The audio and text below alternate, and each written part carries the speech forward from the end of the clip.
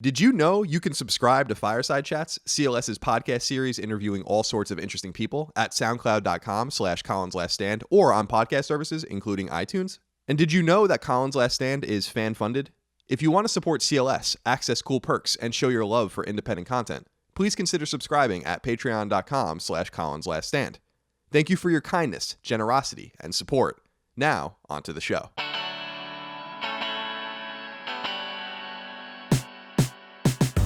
Greetings and salutations. Welcome back to Colin's Last Stand side quest right here on YouTube. My name is Colin Moriarty. As always, I hope today's video finds you and yours very well. As you probably know, Colin's Last Stand is fan-funded and independent, and over at patreon.com/Colin's Last Stand, supporters of the show voted for this topic to be covered, and so here it is. As a single-player gamer myself, I often worry about the trajectory of the video game industry towards multiplayer and towards these kind of massive games that don't go away and that require and often involve and often grab millions of players at a time. And it makes you wonder, should things be different? Or are things going in a way that we don't want them to go? Are we going to suffer as single-player solo gamers? Well, our instincts say yes, but the reality is much more complicated than that. Enjoy the video. The future of single-player games is a worthy course of inquiry in today's video game industry, and for good reason. With the rise of ubiquitous multiplayer gaming and games as a service, and with the seeming truncation of the single-player market occurring simultaneously, we've been collectively forced to wonder if there's any sort of bright future for those of us who like to primarily or exclusively play alone. But it's not all bad news. While gaming seems to be hurtling away from the solo consumer in some fundamental ways, there are still plenty of campaign and story-loving gamers that are keeping the solitary man or woman a viable subsection worth catering to. It's been sad to see our place somewhat erode, yet as many multiplayer games are thriving, it seems to be lost on some that single-player games are too. We single-player gamers have to first keep in mind that we're beneficiaries of a medium that was at first designed for and marketed to those who wanted to play with others. That doesn't mean that we haven't earned and don't still have a place at the table. Most of the greatest games of all time were created for us. But it is to say that we need to check our shared indignation as the market shifts around us, because the market shifted towards us at one time too. The most famous mainframe computer game of all time, Space War, oft considered to be the first actual video game, was a two-player game. So was the aptly named Tennis for Two, created at Brookhaven National Laboratory on Long Island in the late 1950s on an oscilloscope, the prototype for games played on a screen. And of course, the game that proved the viability of the home gaming market, Pong, couldn't be played alone. The pendulum that swings and slices through the market began its perpetual motion in a similar region to where it finds itself today. Over time, multiplayer games have evolved based upon endless technological advances that simply weren't possible, say, a couple of decades ago. In the 80s, multiplayer might have meant two people at the same arcade cabinet, jockeying for a win.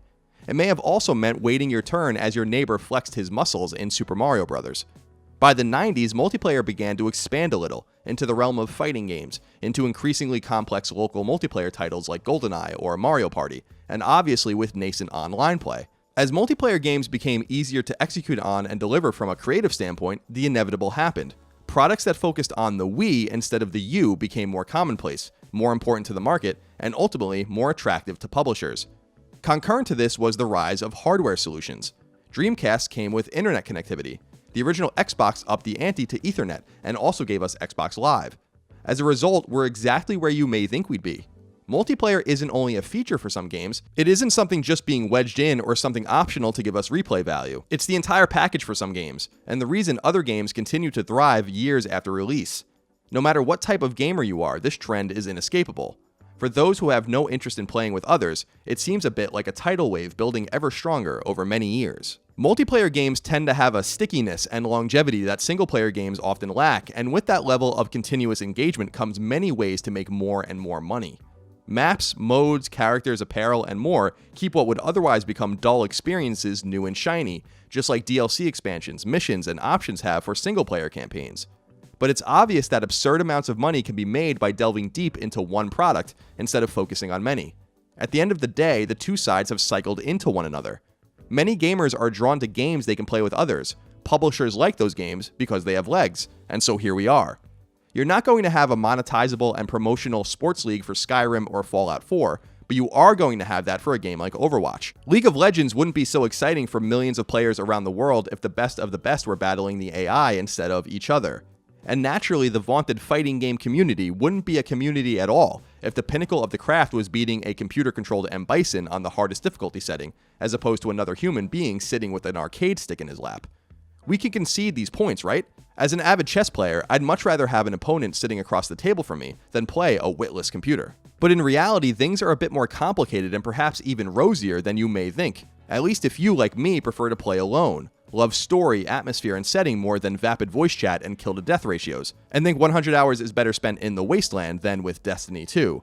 Since we're following the money with successes in the multiplayer realm, it would only make sense to follow the money elsewhere too, and when you do, you find a sturdy foundation for a rebirth and a continuation of single-player games. If you look at the 10 best-selling individual games on Amazon for the year 2017, for instance, you'll find that only 4 of them are multiplayer: Call of Duty World War II on Xbox One and PS4, and Mario Kart 8 and Splatoon 2 on Switch. The best-selling game of the bunch, Super Mario Odyssey, has no online functionality at all, nor does The Legend of Zelda Breath of the Wild at number 3 or Horizon Zero Dawn at number 4. The biggest merchant in the world, however anecdotal it may be, is serving a hungry mass of players that want to play all by their lonesome. On the other hand, MPD sales, chronicling American video game sales in both the retail and digital environments, muddy the picture a bit. Roughly half of the top 20 best-selling games of 2017 were multiplayer-centric or multiplayer only. But again, we have to examine both sides of this stubborn coin. Call of Duty typically has celebrated single-player campaigns, and 2017's iteration was no different.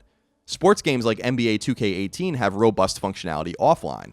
And Star Wars Battlefront 2 differed markedly from its predecessor in that it had a single-player campaign, even if it was half-assed and not worth playing at all.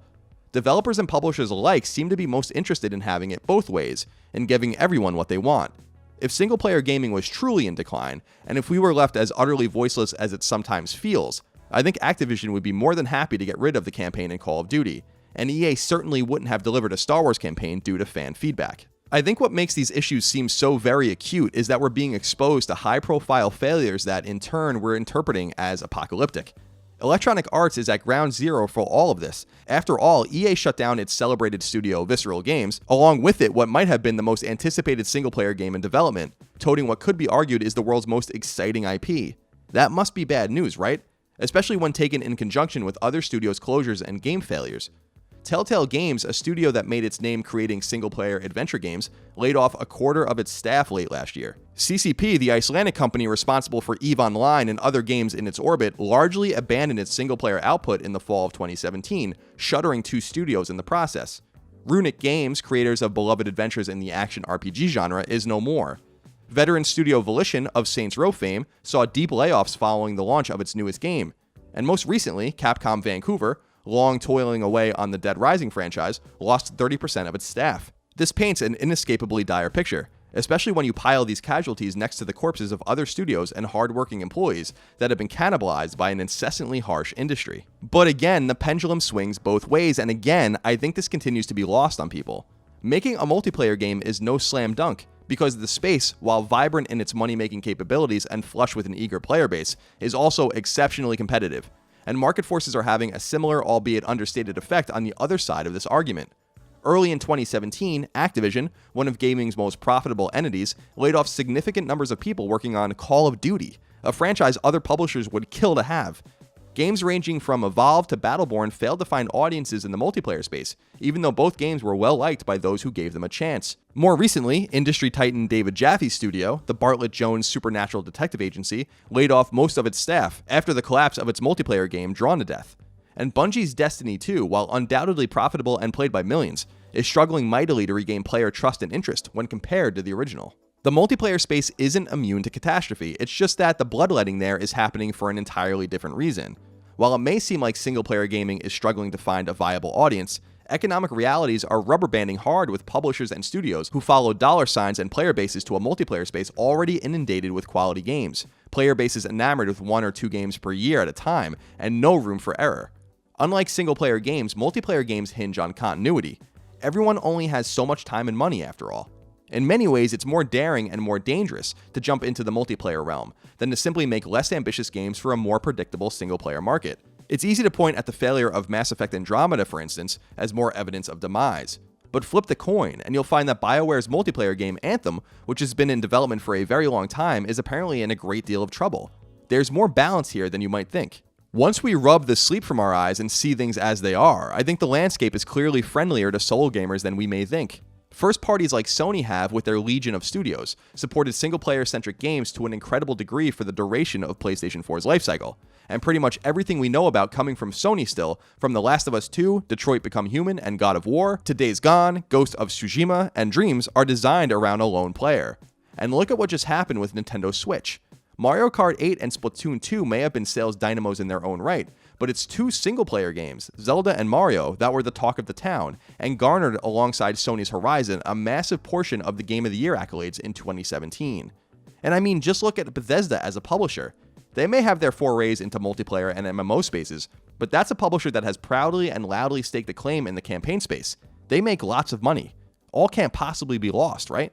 I think the trials and tribulations surrounding the single-player gaming sphere could actually end up being good for single-player gamers. It's a form of Darwinism, really, where the market destroys those who cannot compete and lifts up those who can. If publishers and developers alike are scared to take a risk and put out a product because they never want to lose their shirt, it may be safe to assume that the market, and all of us, never needed that game to begin with. In other words, we may get fewer games, but they'll probably be better games, because better games are safer economic bets, and there's simply no room for error in such an ever-competitive gaming market. I can't speak for you, but I'd rather be bombarded with fewer games, but have those games be products I can rely upon. As we saw with the proliferation of the indie space in recent years, not all expansions are good. The indie space was once the reliable darling of the industry, and now it's littered with crap, while obscuring our vision from the good and great. We won't have to deal with that nonsense in a space where only the boldest and most talented dare put products forth. In a conversation with GameSpot, Shannon Loftus, who is Xbox's lead for first-party publishing, noted that the single-player space isn't, quote, dead per se, but that economic realities have made everything, quote, a little more complicated. She went on to note that, quote, I don't think there is ever going to be a time when there aren't single-player story-based games. And even a designer who worked on Visceral's canceled Star Wars game, a man who was laid off there by the name of Zach Wilson, told Games Industry International, quote, the assertion that single-player linear games are going to disappear is totally absurd. EA might not be the company that carries the torch, but there are so many groups out there that are passionate about this kind of game, and they won't go away. Personally, I'd like to see fewer games with higher quality across the board, which is probably what will happen, end quote. When taken in conjunction with other high-profile single-player supporters like the aforementioned Sony, who sold some 10 million copies of Uncharted 4 at Thief's End, by the way, it's safe to assume that we're safe and sound, fellow solo players. We just have to be a little more patient, a little more discerning, and a lot more understanding of the trends surrounding us that don't seem to spell a doom and gloom situation we once feared. Alright, that's it for this episode of Colin's Last Stand SideQuest. I hope you enjoyed it. Let me know what you think in the comments below. I'll be reading as always. If you liked the video, thumb it up. If you didn't like it, thumb it down. And please share Colin's Last Stand, SideQuest, and all the rest with friends, family, etc. Let them know about the might, the majesty, and the wonder of CLS. I will waste no more of your time, but I do appreciate the time you have given me today. I'm wishing you and yours the very best, and I will see you next time for more SideQuest. Keep on gaming.